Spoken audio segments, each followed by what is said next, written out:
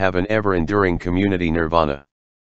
But the function of the Bodhisattva is not to stay forever in this happy society but to come into a world of particulars. His vows are to be fulfilled, and in this he is said truly to be a Bodhisattva. The Bodhisattva and social life. The central theme of the Lankavatara has been explained as being the attainment of an insight into the inmost consciousness. And to attain this we have seen that the sutra approaches the subject in two ways, logical and psychological. But as Buddhism is a religion and as every religion has its practical and social side, without which it will lose its reason of existence, the Lankavatara also prepares the Bodhisattva for his mission as one of the members of a cooperative life. In fact, this is what distinguishes the Mahayana from the Hinayana. For the latter's object of spiritual discipline does not extend beyond his own interest, however exalted it may be in itself, the object being the attainment of arhatship, a solitary saintly life. This is all well as far as it goes.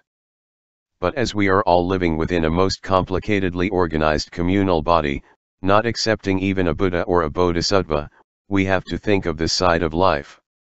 The conception of a Bodhisattva was thus inevitable. If he attained to a state of self-realization which he finds so full of peace, bliss, and strength, his natural desire is to impart it to his fellow beings. Technically, when he has finished benefiting himself, his next step is to go out into the world and benefit others. In reality, he cannot do good for himself without letting others share in it. The sutra, therefore, now proceeds to tell the reader what is the practical, i.e., social life of the Bodhisattva.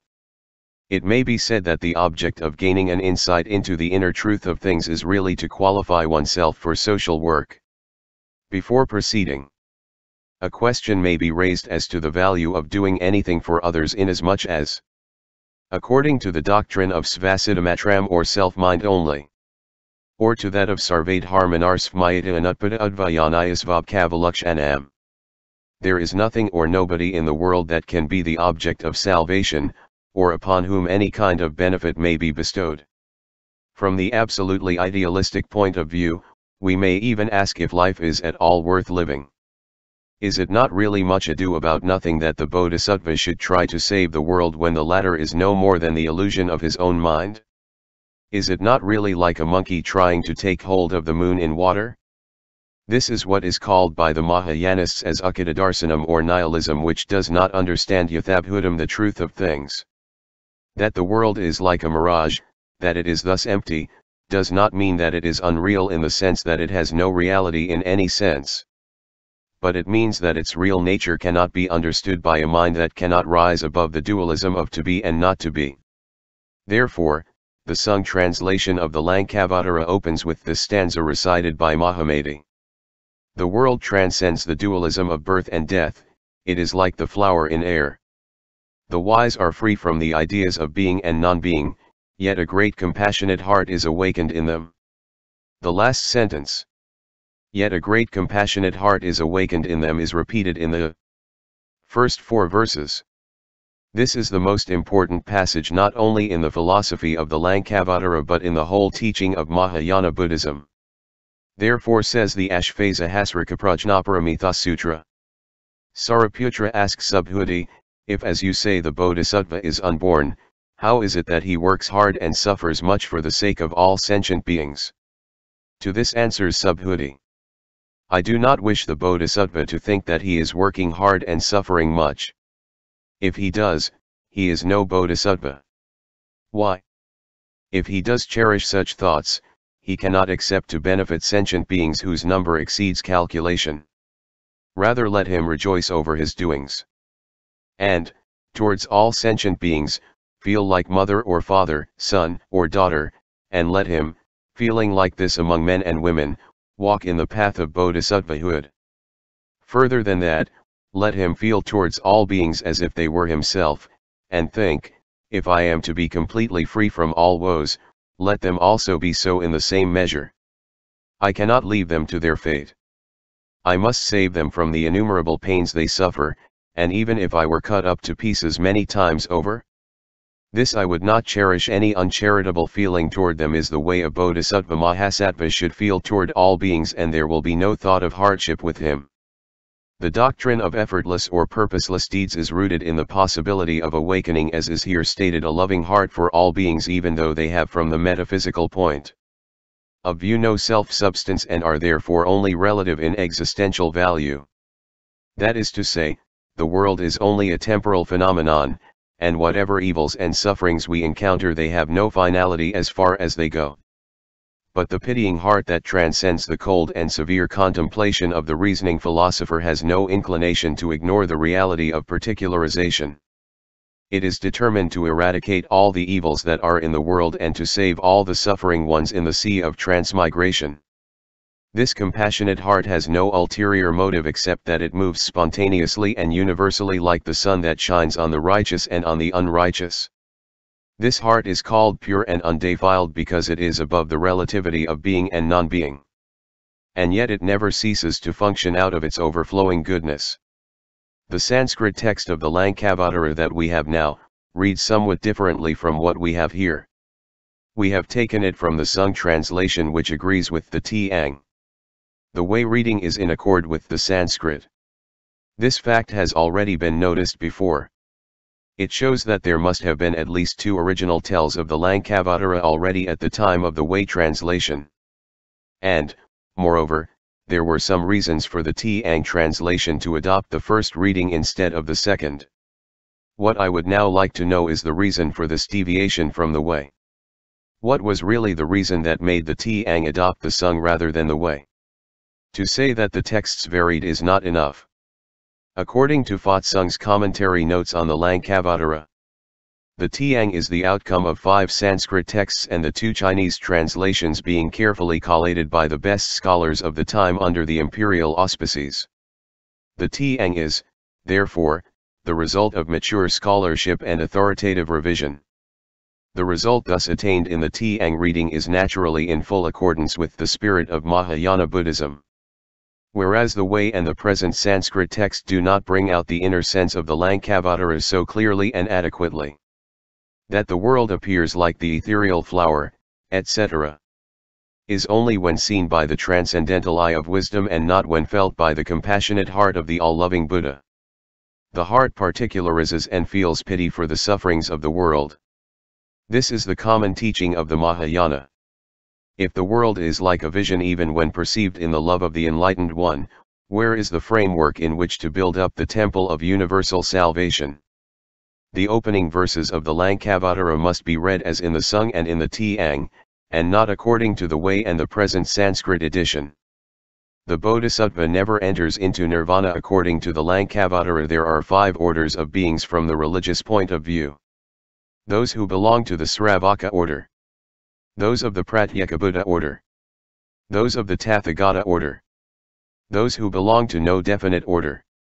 And those who are altogether outside these orders. 1. Those belong to the Sravaka order who are delighted at listening to such doctrines as concern the skandhas, dhatu's, or ayatanas, but take no special interest in the theory of causation, who have cut themselves loose from the bondage of evil passions but have not yet destroyed their habit energy.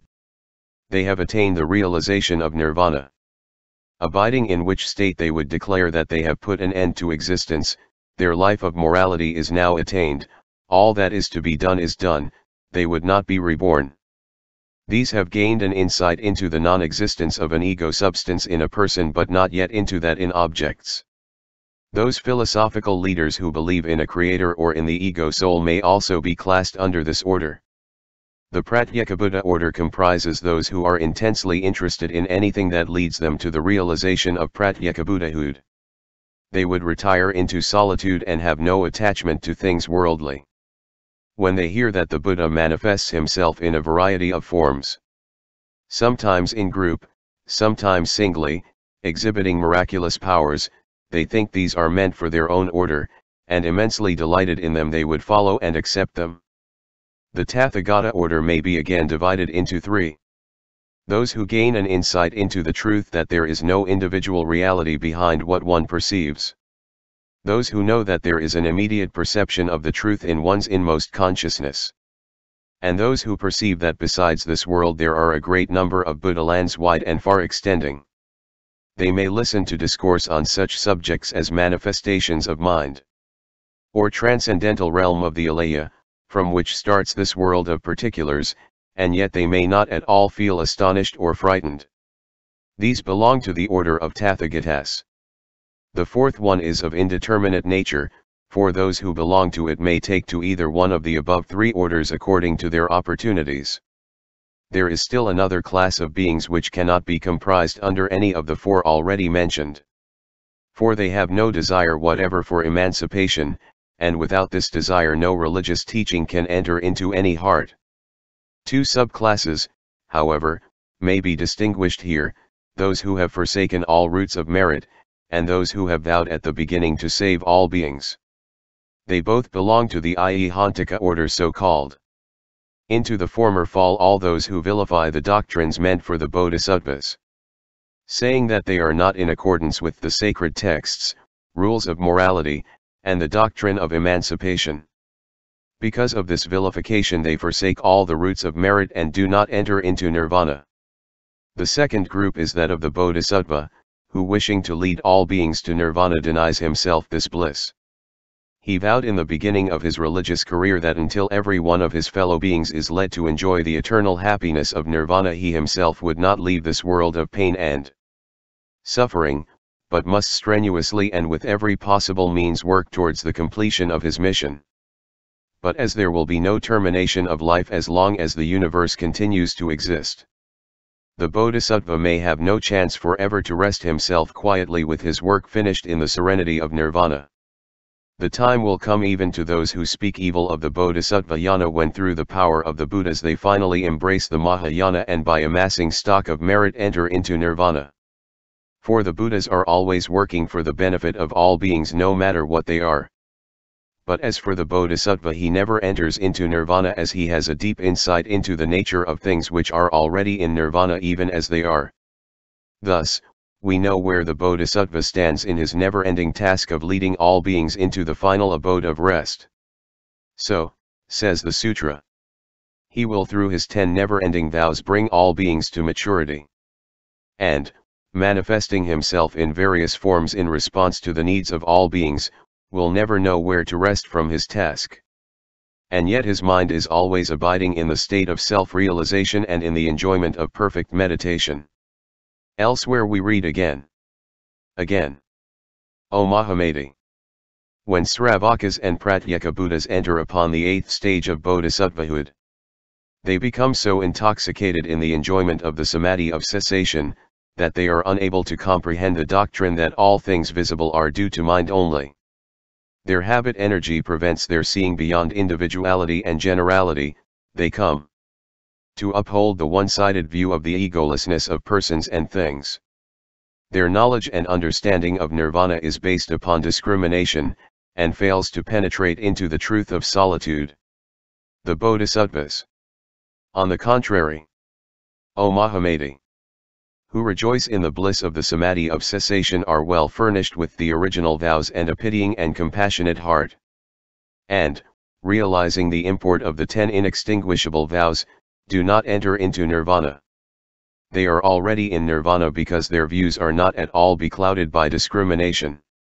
To them no discrimination takes place as to things seized and seizing. As they understand what is meant by the doctrine of mind only, they cherish no discrimination regarding existence. They are kept away from discriminating and attaching themselves to such ideas as siddha, manas, manovijnana, the self-substance of things external, and their forms. They keep, however, the source of all things in action that belong to the Buddha. They put supreme wisdom forward as they thus attain the Tathagata stage of self-realization. The Bodhisattva's vows and his effortless works. According to his transcendental insight ito the truth of things. The Bodhisattva knows that it is beyond all predicates and not at all subject to any form of description. But his heart full of love for all beings who are unable to step out of the dualistic whirlpools of sat and asat, he directs his intense vows towards their salvation and emancipation. His own heart is free from such attachments as are ordinarily cherished by the unemancipated. but that which feels persists, for his insight has not destroyed this, and hence his purvapranladhana, his upayakausalya, his nirmanakaya. Yet all that he does for the maturity of all beings in response to their needs is like the lunar reflection in water, showing himself in all forms and appearances. He preaches to them on the Dharma. His activity is what is in Mahayana phraseology called anabhagakariya, deeds that are effortless, effectless, and purposeless, which may be considered to correspond to the Christian love of God. When the Bodhisattva enters upon the first stage called joy, pramudita, in the career of his spiritual discipline, he makes the following solemn vows. Pravyana, 10 in number, which, flowing out of his most earnest determined will, are as all-inclusive as the whole universe, extending to the extremity of space itself, reaching the end of time, exhausting all the number of kalpas, and functioning uninterruptedly as long as there is the appearance of a Buddha. The first is to honor and serve all the Buddhas, one and all, without a single exception. The second is to work for the preservation and perpetuation of the teaching of all the Buddhas. The third is to be present at the appearance of each Buddha, wherever and whenever it may be. The fourth is to practice the proper conduct of bodhisattvahood, which is wide and measureless, imperishable, and free from impurities, and to extend the virtues of perfection towards all beings. The fifth is to induce all beings in the most comprehensive sense of the term to turn to the teaching of the Buddha so that they may find their final abode of peace in the wisdom of the all-wise ones. The sixth is to have an inner perception of the universe, wide and inexhaustible, in all its possible multitudinousness. The seventh is to realize the most closely interpenetrating relationship of each and all, of all and each, and to make every land of beings immaculate as a Buddha land. The eighth is to be united with all the bodhisattvas in oneness of intention. To become intimately acquainted with the dignity, understanding, and psychic condition of the Tathagatas, so that the bodhisattva can enter any society of beings and accomplish the Mahayana which is beyond thought. The ninth is to evolve the never-receding will whereby to carry out his work of universal salvation, by making himself like unto the great Lord of Medicine or the wish-fulfilling gem. And lastly, the 10th is to realize the great supreme enlightenment in all the worlds, by going through the stages of Buddhahood, and fulfilling the wishes of all beings with one voice, and while showing himself to be in nirvana, not to cease from practicing the objects of bodhisattvahood. These 10 vows or prayers made by the bodhisattva at the beginning of his spiritual career, that is, when he has entered upon the first stage of bodhisattvahood, or rather Buddhist life, called pramudita, do not quite describe the inner consciousness of the bodhisattva in its deepest signification. For he has not yet entered the stage of anabhagakariya where all his conscious efforts are dropped and he moves about as the sun shines on the unjust as well as on the just, or as the moon in water. While a great compassionate heart is always the most powerful driving force throughout his spiritual progress, he may not attain to a higher stage unless his heart transcends dualism and his behavior leaves no taint of discrimination. Up to the 7th stage of Buddhist life, the bodhisattva has not been free from the sense of making effort for the attainment of a certain definite object. He has so far always been conscious of strain and strenuosity. He has been making a definite attempt at accomplishing something, at bringing forth some tangible result as the outcome of his labor. But he has now completed this part of his work. He has now graduated, so to speak, from an effortful life. He is now on the way to a life of anabhagakariya, where no efforts are made, no consciousness of strain is left, though he is far from being a sleepy lethargic good-for-nothing fellow now. So we read in the Avatalisaka Sutra, or in the Dasabhumika Sutra, that up to the 7th stage the bodhisattva has endeavored not to be affected or contaminated by a life of evil passions, but has not yet been able to go beyond it. He is like a great king who goes about riding on a fine elephant. He knows thus that there are many poverty-stricken people in his country, but he himself has no fear of becoming one of these unhappy creatures. He is quite free indeed from such contamination, but he cannot be said to be a superman who has passed beyond the frailty of a mortal being. He can attain to this transcendental state only by abandoning his kingly position and being born in the Brahman world, where, enveloped in the celestial light, he looks down at thousands of worlds and freely walks among them. The Bodhisattva, up to the 7th stage, has gone through the world riding in the carriage of the Paramitas. And due to these virtues he has been secluded from the contamination of this world, though he knows well that there are defiled lives enough here. But he cannot be called yet to be one who has gone altogether beyond evil passions and deeds following them. If, however, he abandons all his conscious strivings or purposeful efforts, that is, if he finally passes from the 7th to the 8th stage, and, riding in the Bodhisattva's carriage of immaculacy, walks through the world, free from contaminations, he is really one who has altogether gone beyond. When thus the Bodhisattva, discarding all effortful works, attains to the effortless state of consciousness, he enters upon the 8th stage known as Akala, the immovable. But we must remember that effortlessness is the outcome of intense effort, and that when the former is not preceded by the latter, it can never be realized. Says the Dasabhumike. It is like a man who in a dream finds himself drowning in a river. He musters all his courage and is determined at all costs to get out of it.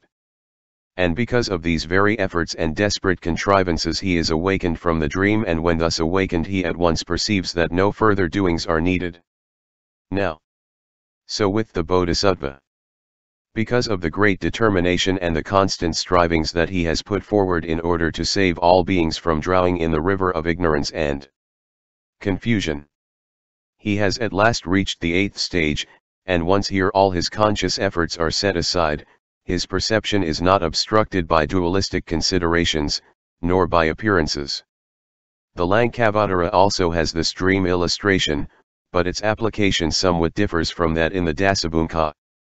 It is like a man's attempting to cross a great river in a dream.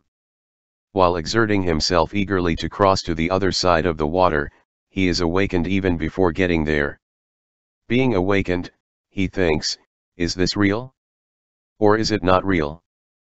Then he recalls, this is neither real nor unreal. That which took place in the dream is due to the discrimination that has been going on since the beginningless past as regards forms and figures in their multitudinousness. The discrimination that is the outcome of the memory experienced in seeing, hearing, thinking, and cognition. It is not to be viewed by the categories of being and non-being. It is to be regarded as something that has been experienced during a dream by the Manovijnana. It is likewise with the Bodhisattva Mahasattva, who, passing from the 1st stage on to the 7th, realizes at the 8th that no discrimination has ever been proceeding in him, that all things as they are seen in full realization are like Maya, etc. That all things are free from the imagination that longs for seizing and being seized, and that mind and what belongs to it appear as the result of discrimination. Seeing all this, the Bodhisattva strives to realize everything that belongs to the Buddha. He enlightens all who have not yet attained enlightenment. This is the Bodhisattva's nirvana. It is not annihilation. As he is removed from siddha, manas, manovijnana, and thoughts of discrimination, there is in him an acceptance of all things as unborn. O Mahamati, in ultimate truth there is no gradation, no continuity, no imagery, no discrimination, and this I known as the truth of solitude. This effortlessness is again compared in the Dasabhumika to a great seafaring boat. When the boat is not yet at sea, much labor is needed to make it move forward, but as soon as it reaches the ocean, no human power is required. Let it alone and the wind will take care of it. One day's navigation thus left to itself in the high seas will surely be more than equal to 100 years of human laboring while still in the shallows. When the Bodhisattva accumulating the great stock of good deeds sails out onto the great ocean of Bodhisattvahood, one moment of effortless activity will infinitely surpass deeds of conscious striving. By these analogies, the reader will be able to form some idea as to the significance in Buddhism of a life of effortlessness. When the Bodhisattva reaches this stage of Buddhist life, he is said to be standing on the stage of immovability, for he has now realized Anutpadikadharmakashanti. This is defined in the following terms in the Dasabhumika 3, showing where is the spiritual background of the Anubhagakariya, which is really the quintessence of Bodhisattvahood. The Bodhisattva Vajragarbha said, O venerable sons of the Buddha! When the Bodhisattva, while at the 7th stage, has thoroughly finished examining what is meant by cleansing the paths with transcendental wisdom and skillful means, has accumulated all the preparatory material, has well equipped himself with the vows, and is sustained by the power of the Tathagatas, procuring in himself the power produced from the stock of merit, attentively thinking of and in conformity with the powers, convictions, and unique characteristics of the Tathagata, thoroughly purified, sincere in heart, and thoughtful, elevated in virtue, knowledge, and power, great in pity and compassion, which leaves no sentient beings unnoticed, and in pursuit of the path of wisdom that is beyond measurement.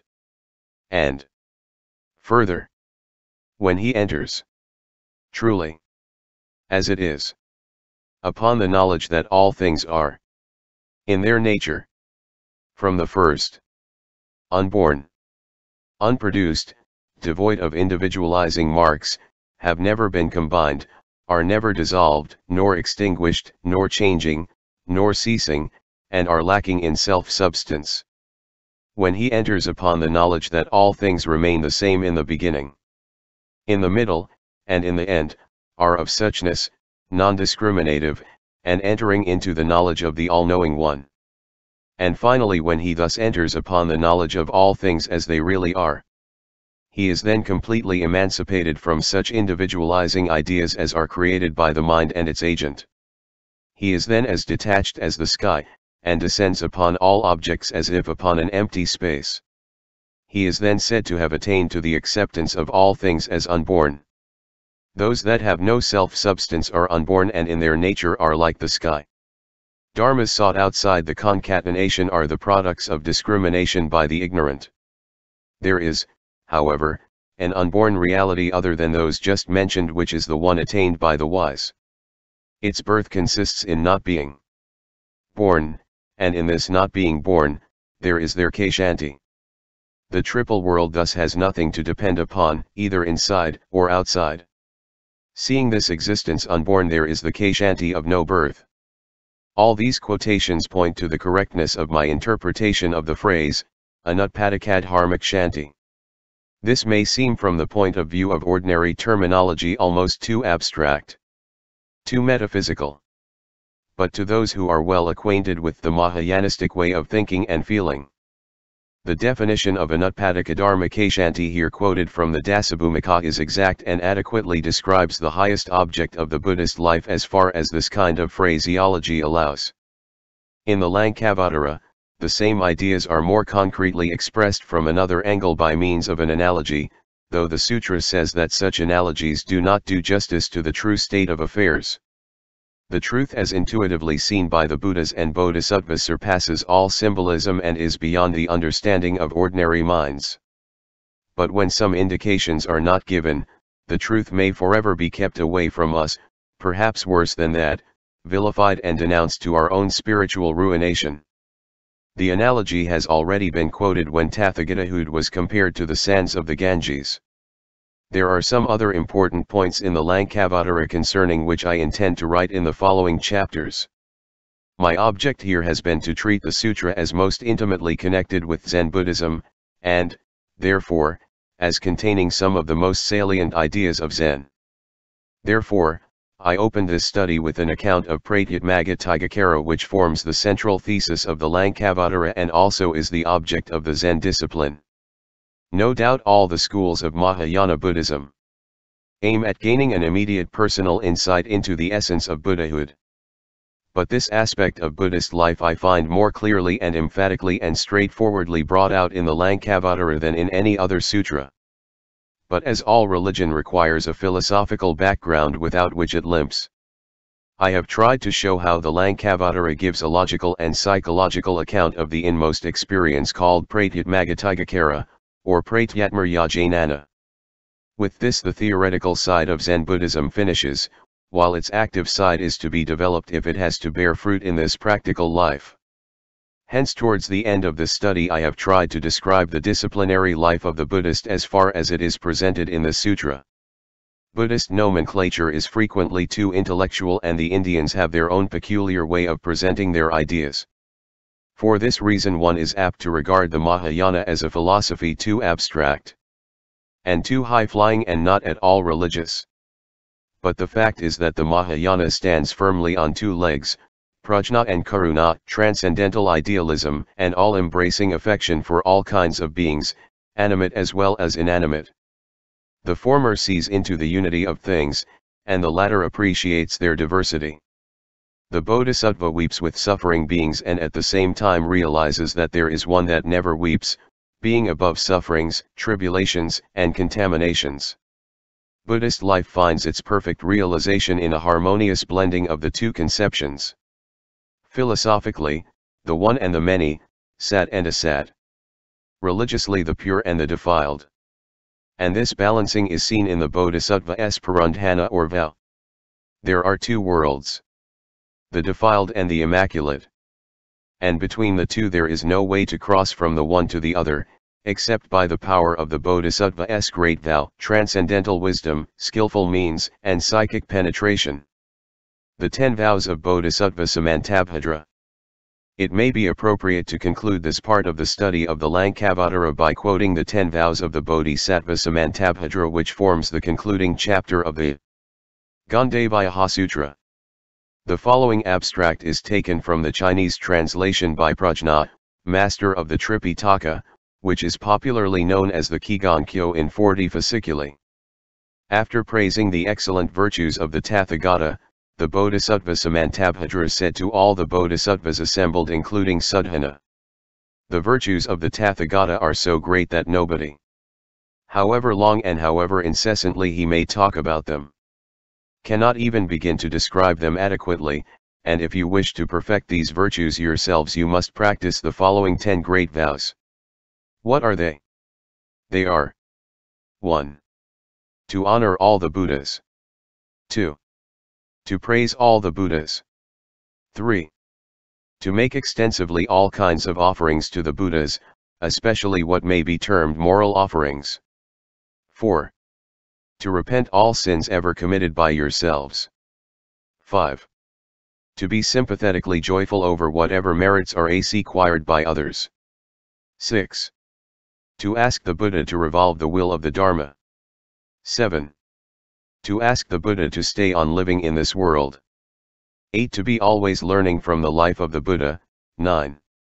To look after the spiritual welfare of all beings. 10. To turn all your merits towards the promotion of goodness and